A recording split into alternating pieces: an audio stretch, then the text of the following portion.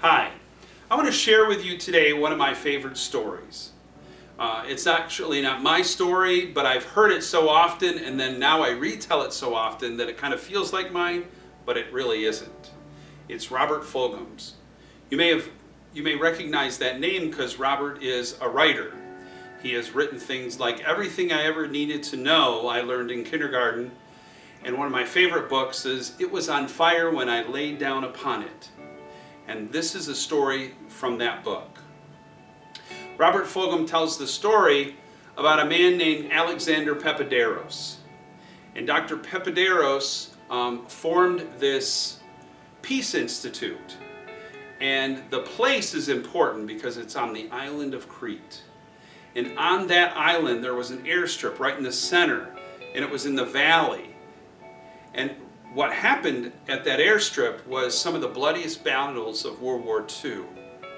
The paratroopers would come down there, and then the people who were the natives of Crete would try to defend their property. And that's where some of the bloodiest battles occurred. And on one side of that valley is all of the graves of the people that were the natives of Crete who tried to defend their property. And on the other side were their German soldiers who had tried to take that property. So that was the tomb of both sides. And right in the middle of this valley, this man, Alexander Peppaderos, tried to start this Peace Institute. And the idea of the Peace Institute is that he would gather the smartest minds from all over the world. They would come together and they would talk about the possibility of world peace. Well, Robert Fulghum was invited to attend this Peace Institute. And it was 2 weeks of so much learning, so much information. And it was during that last session of the last day, the last time they were going to be together, that Dr. Peppaderos asked that all-important question. Do you have any questions? Well, oftentimes that means it's the end of the class and people start to put things away, people start to disengage from what's going on. Well, when this occurred, Robert Fulghum raised his hand proudly and he said, I have a question. Peppaderos said, what is your question, Robert? He said, I want to know the meaning of life. Well, everybody started to laugh again, started to put things away. But Dr. Peppaderos looked at Robert, he looked him in the eyes, and he said this. He said, hold up. And with the power that Peppaderos had for that entire class, everybody stopped what they were doing, sat in their seat. And he said, Robert, I can tell that your question is serious, and I will answer it. And this is what he said. He said, when I was a boy, I used to walk around this island all the time. We didn't have a lot of money, so I would look around for things that I could play with. On one occasion, I came across this German motorcycle. The only thing that I could retrieve from this entire motorcycle was a mirror. And so what he did is he said, I went and found a big rock, and I kind of smoothed the edges.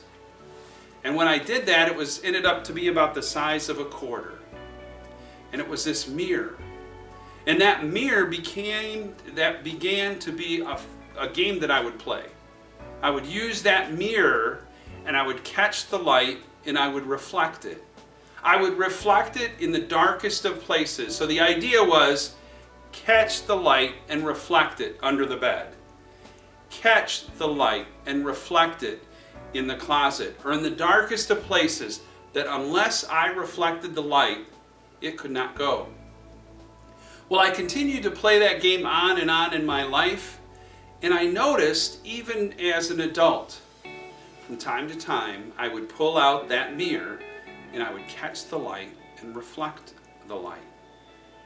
And he said, what I've come to know that was a childhood game has become a metaphor for the way that I live my life. I am not the light. Christ is the light. And I am like that mirror. I'm called to reflect the light, especially in the darkest of places.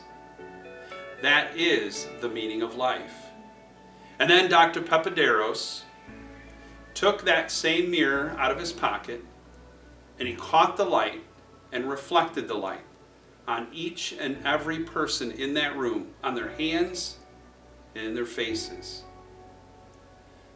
That is the meaning of life. We are not the light. Christ is the light.